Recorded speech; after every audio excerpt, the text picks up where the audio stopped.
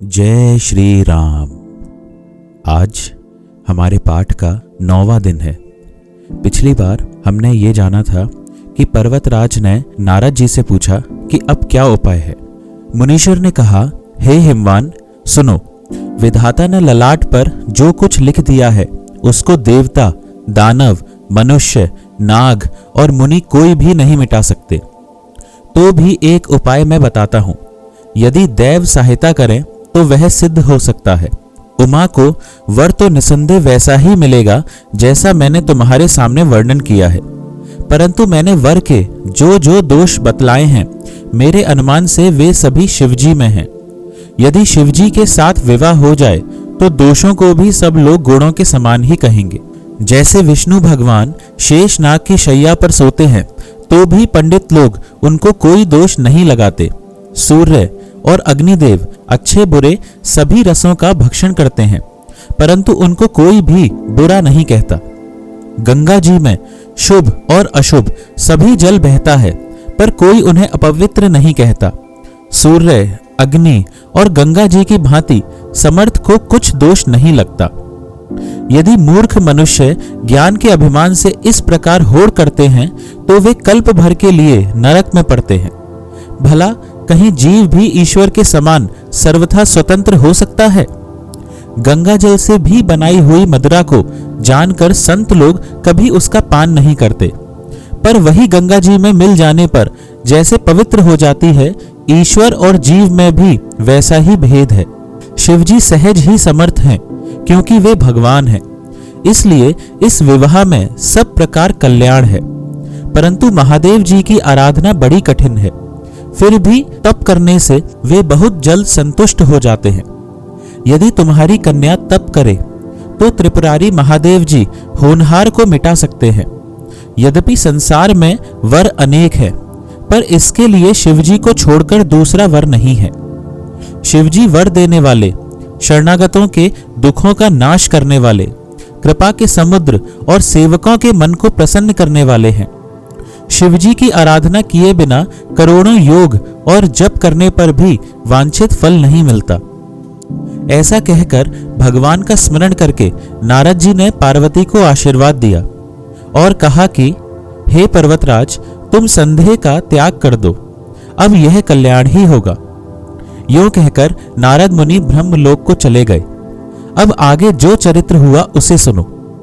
पति को एकांत में पाकर मैना ने कहा, हे नाथ, मैंने मुनि के वचनों का अर्थ नहीं समझा। जो हमारी कन्या के अनुकूल घर, वर और कुल उत्तम हो तो विवाह कीजिए, नहीं तो लड़की चाहे कुमारी ही रहे, मैं अयोग्य वर के साथ उसका विवाह नहीं करना चाहती। क्योंकि हे स्वामिन, पार्वती मुझको प्राणों के समान प्यारी है। यदि पार्वती के योग्य वर न मिला तो सब लोग कहेंगे कि पर्वत स्वभाव से ही जड़ मूर्ख होते हैं। हे स्वामी, इस बात को विचार कर ही विवाह कीजिएगा, जिसमें फिर पीछे हृदय में संताप न हो। इस प्रकार कहकर मैना पति के चरणों पर मस्तक रखकर गिर पड़ी। तब हिमवान ने प्रेम से कहा, चाहे चंद्रमा में अग्नि प्रकट हो जाए, पर नारद जी के वचन झूठे नहीं हो सकते। हे प्रिय, सब सोच छोड़कर श्री भगवान का स्मरण करो। जिन्होंने पार्वती को रचा है वे ही कल्याण करेंगे। अब यदि तुम्हें कन्या पर प्रेम है तो जाकर उसे यह शिक्षा दो कि वह ऐसा तप करे जिससे शिवजी मिल जाएं। दूसरे उपाय से यह कलेश नहीं मिटेगा। नारद जी के वचन रहस्य से युक्त और सकारण है, और शिवजी समस्त सुंदर गुणों के भंडार हैं। यह विचार कर तुम मिथ्या संदेह को छोड़ दो। शिवजी सभी तरह से निष्कलंक हैं। पति के वचन सुन मन में प्रसन्न होकर मैना उठकर तुरंत पार्वती के पास गई। पार्वती को देखकर उनकी आंखों में आंसू भर आए। उसे स्नेह के साथ गोद में बैठा लिया, फिर बार बार उसे हृदय से लगाने लगी। प्रेम से मैना का गला भर आया। कुछ कहा नहीं जाता। जगजननी भवानी जी तो सर्वज्ञ ठहरी। माता के मन की दशा को जानकर वे माता को सुख देने वाली कोमल वाणी से बोली, मां सुन, मैं तुझे सुनाती हूं। मैंने ऐसा स्वप्न देखा है कि मुझे एक सुंदर गौरवर्ण श्रेष्ठ ब्राह्मण ने ऐसा उपदेश दिया है। हे पार्वती, नारद जी ने जो कहा है उसे सत्य समझकर तू जाकर तप कर। फिर यह बात तेरे माता पिता को भी अच्छी लगेगी। तप सुख देने वाला और दुख दोष का नाश करने वाला है। तप के बल से ही ब्रह्मा संसार को रचते हैं और तप के बल से ही विष्णु सारे जगत का पालन करते हैं। तप के बल से ही शंभु रुद्र रूप से जगत का संहार करते हैं और तप के बल से ही शेष जी पृथ्वी का भार धारण करते हैं। हे भवानी, सारी सृष्टि तप के ही आधार पर है, ऐसा जी में जानकर तू जाकर तप कर। यह बात सुनकर माता को बड़ा अचरज हुआ और उसने हिमवान को बुलाकर वह स्वप्न सुनाया। माता पिता को बहुत तरह से समझाकर बड़े हर्ष के साथ पार्वती जी तप करने के लिए चली। प्यारे कुटुंबी, पिता और माता सब व्याकुल हो गए। किसी के मुंह से बात नहीं निकलती। तब वेदशिरा मुनि ने आकर सबको समझाकर कहा। पार्वती जी की महिमा सुनकर सबको समाधान हो गया। प्राणपति शिवजी के चरणों को हृदय में धारण करके पार्वती जी वन में जाकर तप करने लगी। पार्वती जी का अत्यंत सुकुमार शरीर तप के योग्य नहीं था, तो भी पति के चरणों का स्मरण करके उन्होंने सब भोगों को तज दिया। स्वामी के चरणों में नित्य नया अनुराग उत्पन्न होने लगा और तप में ऐसा मन लगा कि शरीर की सारी सुध बिसर गई।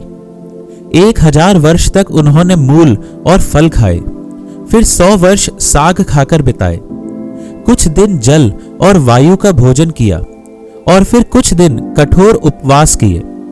जो बेलपत्र सूखकर पृथ्वी पर गिरते थे 3000 वर्ष तक उन्हीं को खाया, फिर सूखे पत्ते भी छोड़ दिए। तभी पार्वती का नाम अपर्णा हुआ। तब से उमा का शरीर क्षीण देखकर आकाश से गंभीर ब्रह्मवाणी हुई। हे पर्वतराज की कुमारी, सुन, तेरा मनोरथ सफल हुआ। तू अब सारे असह्य कलेशों को, कठिन तप को त्याग दे। अब तुझे शिवजी मिलेंगे। हे भवानी, धीर, मुनि और ज्ञानी बहुत हुए हैं, पर ऐसा कठोर तप किसी ने नहीं किया। अब तू इस श्रेष्ठ ब्रह्मा की वाणी को सदा सत्य और निरंतर पवित्र जानकर अपने हृदय में धारण कर। जब तेरे पिता बुलाने को आवें तब हट छोड़कर घर चली जाना, और जब तुम्हें सप्तऋषि मिलें तब इस वाणी को ठीक समझना। इस प्रकार आकाश से कही हुई ब्रह्मा की वाणी को सुनते ही पार्वती जी प्रसन्न हो गईं और हर्ष के मारे उनका शरीर पुलकित हो गया। याज्ञवल्क्य जी भरद्वाज जी से बोले कि मैंने पार्वती का सुंदर चरित्र सुनाया, अब शिवजी का सुहावना चरित्र सुनो। जब से सती ने जाकर शरीर त्याग किया तब से शिवजी के मन में वैराग्य हो गया। वे सदा श्री रघुनाथ जी का नाम जपने लगे और जहां तहां श्री रामचंद्र जी के गुणों की कथाएं सुनने लगे। चिदानंद, सुख के धाम, मोह, मद और काम से रहित शिवजी संपूर्ण लोगों को आनंद देने वाले भगवान श्री हरि श्री रामचंद्र जी को हृदय में धारण कर भगवान के ध्यान में मस्त हुए पृथ्वी पर विचरने लगे। वे कहीं मुनियों को ज्ञान का उपदेश करते और कहीं श्री रामचंद्र जी के गुणों का वर्णन करते थे। यद्यपि सुजान शिवजी निष्काम हैं, तो भी वे भगवान अपने भक्त सती के वियोग के दुख से दुखी हैं। इस प्रकार बहुत समय बीत गया। श्री रामचंद्र जी के चरणों में नित नई प्रीति हो रही है। शिवजी के कठोर नियम, अनन्य प्रेम और उनके हृदय में भक्ति की अटल टेक को जब श्री रामचंद्र जी ने देखा तब कृतज्ञ, उपकार मानने वाले, कृपालु, रूप और शील के भंडार, महान तेजपुंज भगवान श्री रामचंद्र जी प्रकट हुए। उन्होंने बहुत तरह से शिवजी की सराहना की और कहा कि आपके बिना ऐसा कठिन व्रत कौन निभा सकता है। श्री रामचंद्र जी ने बहुत प्रकार से शिवजी को समझाया और पार्वती जी का जन्म सुनाया। कृपा निधान श्री रामचंद्र जी ने विस्तार पूर्वक पार्वती जी की अत्यंत पवित्र करनी का वर्णन किया। फिर उन्होंने शिवजी से कहा, हे शिवजी, यदि मुझ पर आपका स्नेह है तो अब आप मेरी विनती सुनिए। मुझे यह मांगे दीजिए कि आप जाकर पार्वती के साथ विवाह कर लें। शिवजी ने कहा, यद्यपि ऐसा उचित नहीं है, परंतु स्वामी की बात भी मेटी नहीं जा सकती। हे नाथ, मेरा यही परम धर्म है कि मैं आपकी आज्ञा को सिर पर रखकर उसका पालन करूं। माता, पिता, गुरु और स्वामी की बात को बिना ही विचारे शुभ समझकर मानना चाहिए। फिर आप तो सब प्रकार से मेरे परम हितकारी हैं।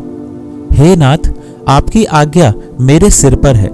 शिवजी की भक्ति, ज्ञान और धर्म से युक्त वचन रचना सुनकर प्रभु रामचंद्र जी संतुष्ट हो गए।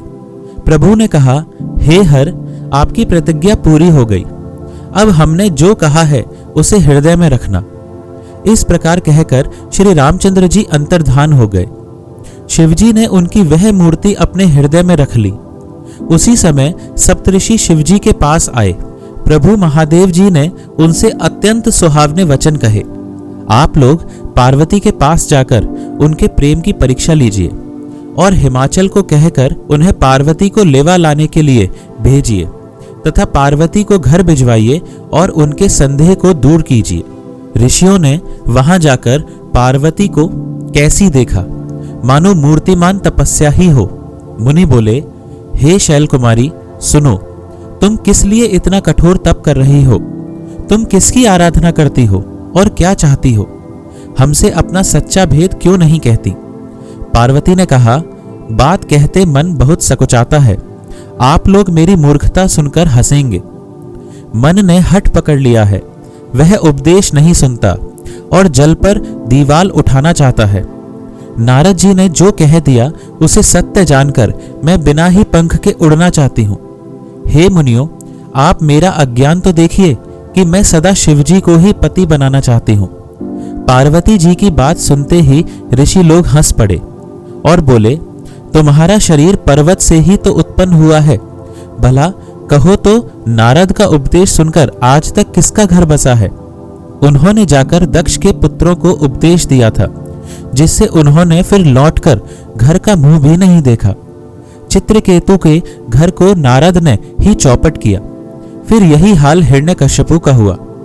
जो स्त्री पुरुष नारद की सीख सुनते हैं वे घर बार छोड़कर अवश्य ही भिखारी हो जाते हैं।